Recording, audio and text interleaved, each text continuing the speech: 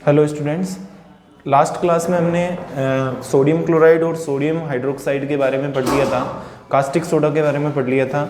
अब हम पढ़ने वाले हैं थर्ड जो अपना कंपाउंड है वो है ब्लीचिंग पाउडर।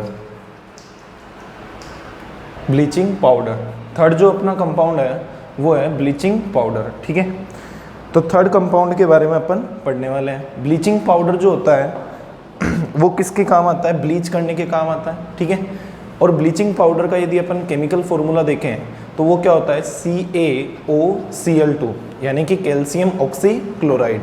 अब इस फॉर्मूले को अपन और क्या लिख सकते हैं? इस फॉर्मूले को अपन CaO और क्या लिख सकते हैं? अंदर की तरफ क्या आ सकता है? OCl आ सकता है। ठीक है, आई बात समझ में? इसी केमिकल फॉर्मूले को CaCl और अंदर की तरफ क्या आ जाएगा? OCl। तो इसको तो बोला जाता है कैल्शियम ऑक्सी क्लोराइड और इसको बोला जाता है कैल्शियम क्लोरो हाइपो क्लोराइड। ठीक है, ये इसके क्या हो जाएंगे? केमिकल नेम हो जाएंगे। अब अपन ब्लीचिंग पाउडर की बात करते हैं कि ब्लीचिंग पाउडर जो होता है उसकी फॉर्मेशन किस तरह होती है। देखो, दो नेम हो गए इसके। एक तो इसका तो नाम CaOCl2, ये सेम ही है। CaOCl2 इसका नाम क्या हो जाएगा? Calcium oxy chloride. ठीक है, और अपन बात करें Ca, यदि मैं Cl को बाहर ले लेता हूँ और इधर क्या आ जाए? OCl, ये भी इसका केमिकल फॉर्मूला ही होता है। तो ये क्या हो जाएगा? कैल्शियम क्लोरो, इसको क्या बोलेंगे? क्लोरो, और इसको O को बोला जाता है हाइपो, फिर क्या आ जाएगा? क्लोराइड आ जाएगा। ठीक है, तो ये दोनों ही इसके केमिकल नेम हो सकते हैं। अब अपन पढ़ते हैं कि ब्लीचिंग पाउडर की फॉर्मेशन किस तरह होती है। तो देखो, फॉर्मेशन रिएक्शन अपने को हमेशा याद होनी चाहिए। फॉर्मेशन किस तरह होती है? फॉर्मेशन की बात करें तो जो अपना स्लेक्ड लाइम होता है, स्लेक्ड लाइम का फॉर्मूला होता है CaOH का ऑल ट्वाइस। उसमें यदि अपन क्या करते हैं? Cl2 गैस फ्लो करवाते हैं, यानी कि उसकी रिएक्शन Cl2 से करवाते हैं क्लोरीन गैस से। तो यहाँ पे क्या होता है? देखो, Ca का तो Ca आ जाएगा कैल्शियम का। फिर यहाँ देखो, यहाँ Cl कितने? 2 हैं, O कितने? 2 है। उसमें से क्या होता है? यहाँ पे OH माइनस, और OH माइनस को मैं यदि देखूँ तो एक O तो इस तरफ आ जाएगा। तो यहाँ बचेगा क्या? ये O आ चुका है तो H प्लस, और OH माइनस बचा, ये क्या बना लेता है? वाटर बना लेता है। तो ये पूरा का पूरा वाटर के रूप में निकल जाएगा। एक O जुड़ चुका है और ये Cl2 क्या आ जाएगा? पूरा का पूरा आ जाएगा। तो इस तरह क्या होती है? इसकी ब्लीचिंग पाउडर की फॉर्मेशन होती है। तो हम कह सकते हैं bleaching powder is produce by the action of chlorine gas on the slaked lime. ठीक है, और अपने को क्या प्रोड्यूस होता है? वाटर भी यहाँ पे को प्रोडक्ट के रूप में प्रोड्यूस होता है। ठीक है, अब अपन बात करें कि जो स्लेक्ड लाइम है उनकी इसकी जो ब्लीचिंग पाउडर है उसकी क्या क्या प्रॉपर्टीज होती हैं। तो प्रॉपर्टीज के बारे में जब बात की जाए तो फर्स्ट प्रॉपर्टीज, इसका जो कलर है वो कैसा होता है? येलो होता है, यानी कि ये एक येलो कलर का सब्सटेंस होता है। ठीक है, येलो, और क्या हो जाएगा? सॉलिड सब्सटेंस हो जाएगा। ठीक है, सेकंड अपन बात करें, इसमें क्या आती है? शार्प स्मेल आती है, तीखी इसकी क्या होती है? गंध होती है, स्मेल तीखी होती है। किसके कारण होती है? Of Cl2 gas. Cl2 gas के कारण इसकी जो स्मेल है वो क्या होती है? तीखी होती है, शार्प होती है। फॉर्मूला क्या होता है? CaOCl2। ठीक है, जब भी इसको अपन क्या कर देंगे? एयर में अपन खुला छोड़ देंगे, है ना? ठीक है, ओपनली इसको यदि एयर में रख दिया जाता है तो ये क्या करेगा? CaOCl2 है, ये क्या करेगा? यहाँ पे कैल्शियम ऑक्साइड में चेंज हो जाएगा और क्लोरीन गैस क्या कर देगा? यहाँ पे लिबरेट कर देगा। क्लोरीन गैस यहाँ पे क्या कर देगा? छोड़ देगा। समझ आई बात? तो बोर्ड एग्जाम में एक इंपॉर्टेंट क्वेश्चन आता है थर्ड पॉइंट से कि which gas is will be liberate when bleaching powder is kept in the air openly. तो ओपन यदि इसको एयर में रख दिया जाता है तो क्लोरीन गैस क्या होती है? यहाँ पे प्रोड्यूस होती है। ठीक है, फिर अपन बात करें reaction with acid. Reaction with acid, acid की रिएक्शन अपन किससे करवाते हैं? कैल्शियम ऑक्सी क्लोराइड से करवाते हैं। H2SO4 मैंने एसिड ले लिया। ठीक है, यहाँ देखो क्या होता है, एसिड के साथ रिएक्शन करवाने पे हमेशा क्लोरीन गैस क्या होती है, लिबरेट होती है। ये चीज़ भी अपने को याद रखना है। तो ये क्लोरीन गैस तो लिबरेट हो जाएगी। यहाँ क्या बचेगा, Ca बचेगा। ये Ca किसके साथ रिएक्शन करेगा, SO4 के साथ रिएक्शन करेगा और कैल्शियम सल्फेट की फॉर्मेशन कर लेगा। यहाँ H2 है और ये O है, ये क्या बना लेंगे अपना H2O बना लेंगे। ठीक है, एक और रिएक्शन देखते हैं, CaOCl2 है प्लस उसकी रिएक्शन यदि HCl से करवा दी जाए तो यहाँ क्या बनेगा, देखो Ca और Cl जुड़ेगा तो CaCl2 बन गया। ठीक है, प्लस यहाँ पे क्या होगा, देखो यहाँ यदि मैं 2 लगाता हूँ तो 2H बन रहा है, देखो Cl2 2 आ गया यहाँ पे, है ना, और यहाँ 2H है और एक O है तो ये क्या बन जाएगा, H2O बन जाएगा। प्लस यहाँ पे देखो ये जो क्लोरीन गैस है, ये क्लोरीन गैस क्या हो जाएगी, लिबरेट हो जाएगी। ठीक है, ये क्या होती है, रिएक्शन विद एसिड होती है, जो कि बहुत ही इंपॉर्टेंट है अपने बोर्ड एग्जाम के थ्रू आउट। फिर अपन प्रॉपर्टीज़ में और बात करते हैं, जो कि एक क्वेश्चन के रूप में आपके पास आता है कि explain the bleaching process of the bleaching powder. तो ब्लीचिंग प्रोसेस जो होती है उसके बारे में पढ़ते हैं कि ब्लीचिंग प्रोसेस कैसे होती है। ठीक है, इसका जो मेन वर्क है ब्लीचिंग, वो ये किस तरह करता है। ठीक है, तो ब्लीचिंग प्रोसेस में पढ़ा जाए तो यहाँ पे देखो जो CaOCl2 है उसकी रिएक्शन जब हमने एसिड के साथ करवाई तो क्या हुआ था, CaCl2 बना प्लस क्या बना, HCl बना। ठीक है, सॉरी, प्लस क्या बना, H2O बना, प्लस क्या बना था, Cl2 गैस बना था। ये जो Cl2 गैस, क्लोरीन गैस जो यहाँ पे निकल रही है, ये जो क्लोरीन गैस निकल रही है उसकी रिएक्शन यदि और वाटर के साथ करवाई जाए तो क्या होगा, यहाँ पे Cl2 और H2 जुड़ेगा तो 2HCl बन जाएगा।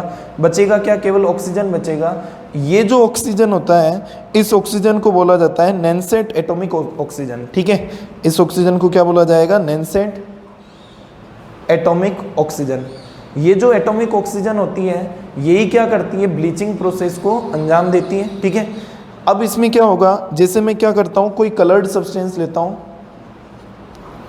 कलर्ड सब्सटेंस मैंने लिया, कलर्ड सब्सटेंस की रिएक्शन यदि इस नैनसेट एटॉमिक ऑक्सीजन से करवाई जाती है तो वो जो कलर्ड सब्सटेंस होगा, कोई भी कपड़ा होगा उस पर कलर लगा हुआ होगा, ठीक है, लाल पीला कैसा भी कलर लगा हुआ है, यदि इसकी एटॉमिक ऑक्सीजन से रिएक्शन करवाई जाती है, यानी कि ब्लीचिंग पाउडर की जो एटॉमिक ऑक्सीजन है वो रिलीज होकर यदि इससे कलर्ड सब्सटेंस से यदि क्या करती है, रिएक्शन करती है, तो वो क्या हो जाती है, कलर लेस सब्सटेंस बन जाता है। वो क्या बन जाएगा, कलरलेस सब्सटेंस बन जाएगा। ठीक है, कलर्ड सब्सटेंस होगा, उसकी ऑक्सीजन से रिएक्शन, एटॉमिक ऑक्सीजन से रिएक्शन करवाने पे कैसा हो जाता है, कलरलेस सब्सटेंस बन जाता है। ठीक है, तो यहाँ पे इसीलिए इसको क्या बोला जाता है, ब्लीचिंग पाउडर बोला जाता है, क्योंकि ये ब्लीच करने में क्या आता है, काम आता है, किसी भी कलर्ड सब्सटेंस का कलर हटाने के लिए काम में आता है। ठीक है, ये हमने पूरी की पूरी प्रॉपर्टीज पढ़ी है इसकी। अब अपन यूज पढ़ते हैं इसके, कि यूज कहाँ कहाँ होता है इसका। तो यूज देखो, पहला तो क्या हो जाएगा इसका यूज, स्ट्रॉन्ग ब्लीचिंग एजेंट के रूप में।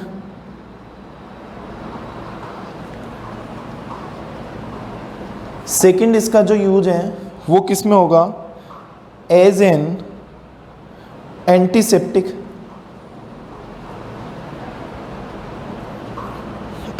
एंड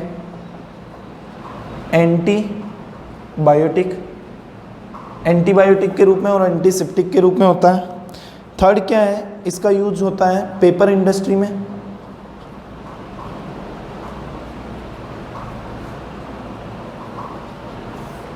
फोर्थ जो है इसका यूज होता है ऑक्सीडाइजिंग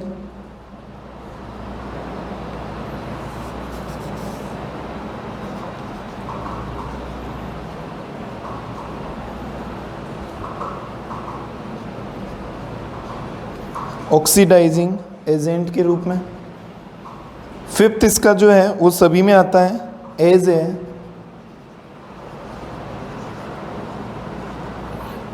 ए रिजेंट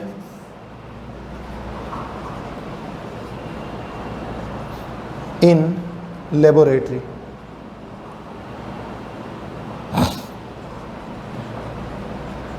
ठीक है, तो देखो यहाँ पे समझते हैं, ब्लीचिंग एजेंट के रूप में होता है, मैंने अभी बताया, कलर्ड सब्सटेंस होगा, उसकी यदि नैनसेट ऑक्सीजन के साथ रिएक्शन करवाई जाती है तो वो क्या बन जाता है, कलर लेस बन जाता है। एंटीसेप्टिक क्या होता है, कहीं भी अपने लग जाती है, ठीक है, तो जैसे हल्दी वगैरह अपन लगाते हैं मतलब उसको घाव को लाने के लिए, है ना।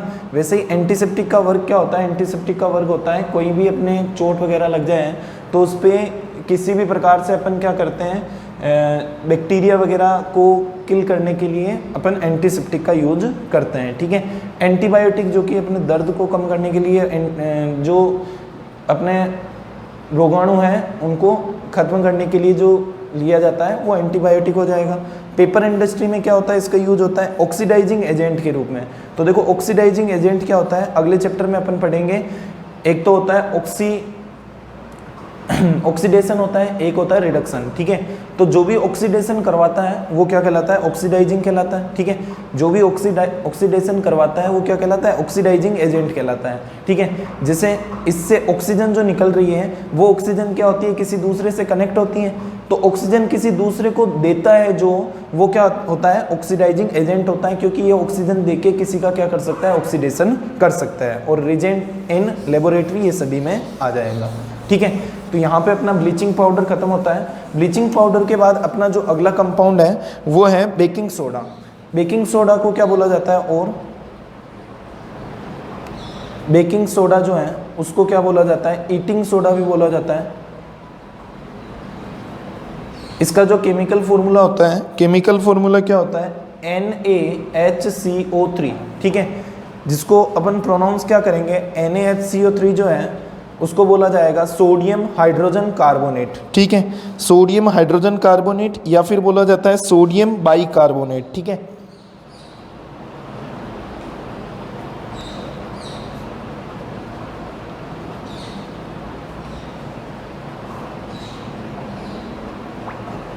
या फिर क्या बोला जाता है, सोडियम बाइकार्बोनेट। ये इसके क्या होते हैं, केमिकल नेम होते हैं। फिर अपन बात करते हैं इसकी फॉर्मेशन कैसे होती है। तो इसके फॉर्मेशन के दो मेथड हैं, एक है इंडस्ट्रियल मेथड और एक है लेबोरेटरी मेथड। तो देखो सबसे पहले अपन लेबोरेटरी मेथड पढ़ते हैं।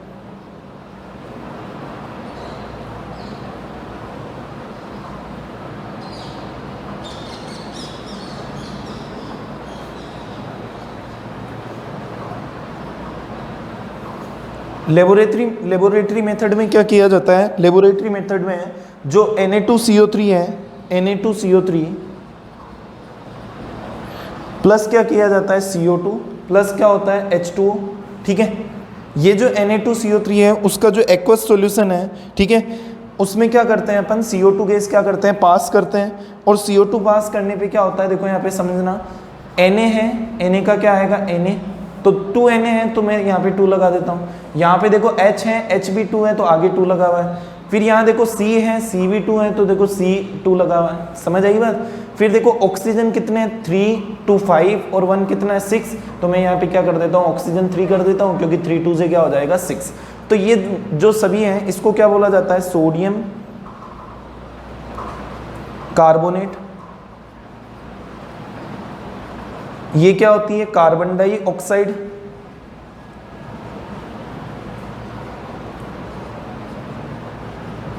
ये क्या होता है, वाटर होता है। इन तीनों की रिएक्शन करवाने पे हमारे पास क्या बन जाता है, बेकिंग सोडा बन जाता है, यानी कि सोडियम हाइड्रोजन कार्बोनेट बन जाता है। ये तो हमने पढ़ा है लेबोरेटरी मेथड। अब अपन पढ़ते हैं इंडस्ट्रियल मेथड, ठीक है। तो सेकंड जो अपना मेथड है वो क्या है, इंडस्ट्रियल मेथड है, जो इंडस्ट्रीज वगैरह में यूज किया जाता है।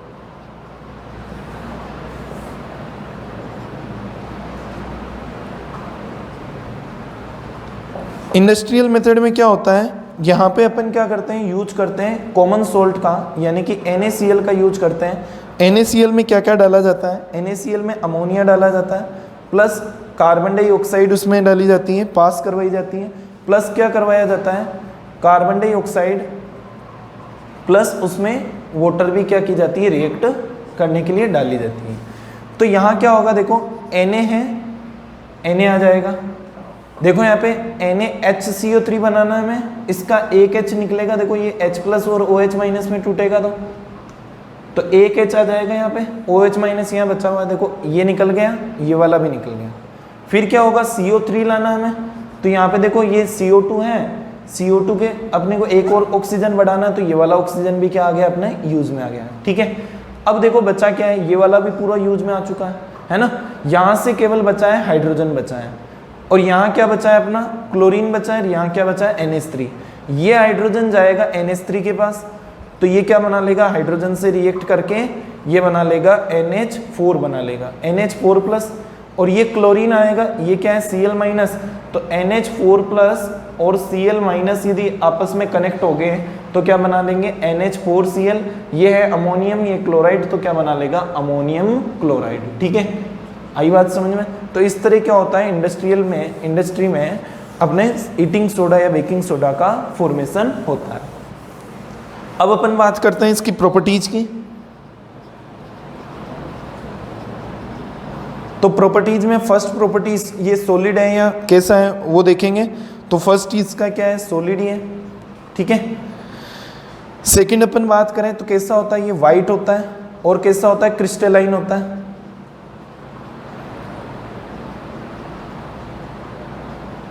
ठीक है, वाइट क्रिस्टलाइन सॉलिड होता है।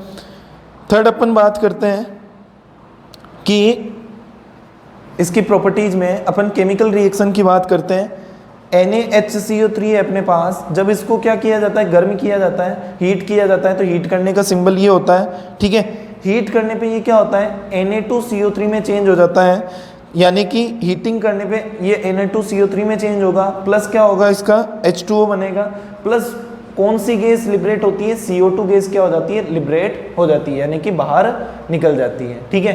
तो ये भी बोर्ड एग्जाम का बहुत ही इंपॉर्टेंट क्वेश्चन है कि which gas will be liberate when we heat sodium hydrogen carbonate या बेकिंग सोडा, ठीक है। तो वहां पे CO2 गैस क्या होगी, लिबरेट होगी।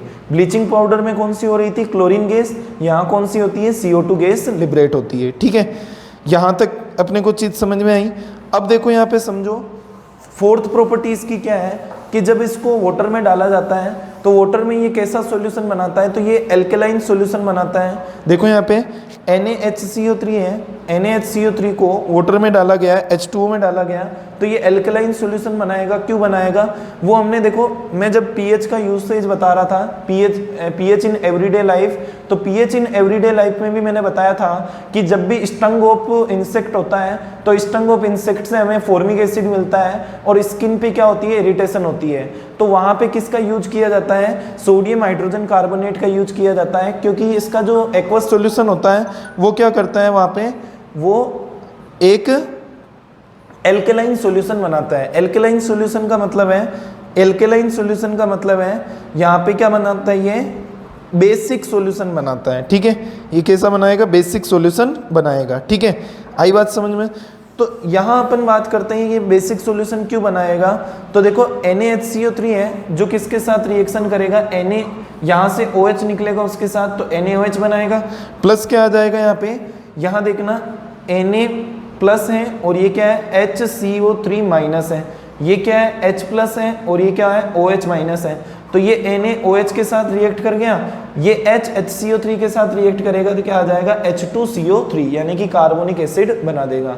अब देखो यहाँ पे, यहाँ जो NaOH है वो क्या है, स्ट्रॉन्ग बेस है और ये क्या है, वीक एसिड है। तो यहाँ इन दोनों को यदि अपन देखें तो इस हिसाब से हम कह सकते हैं कि स्ट्रॉन्ग बेस है, इसलिए यहाँ पे ये जो सॉल्यूशन बनेगा वो कैसा बनेगा, एल्केलाइन सॉल्यूशन बनेगा, यानी कि बेसिक सॉल्यूशन बनेगा, ठीक है, क्योंकि प्रेजेंस ऑफ स्ट्रॉन्ग बेस। फिर अपन यूज की बात करते हैं कि यूज इसका कहाँ कहाँ किया जाता है। फर्स्ट इसका जो यूज है वो किस में किया जाता है, एज बेकिंग पाउडर